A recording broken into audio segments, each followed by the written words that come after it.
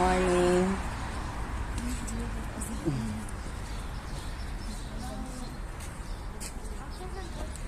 Yan na. Okay, una, meditate. Akyat. Yan ang exercise. Akyat!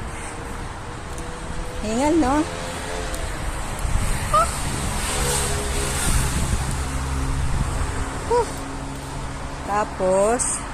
Tapos ng meditate, hindi natin dapat makalimutan yung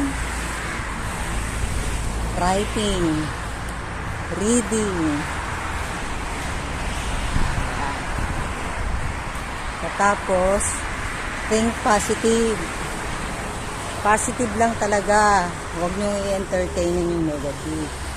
Pag pumasok sa utak, sa isip nyo yun, negative, huwag.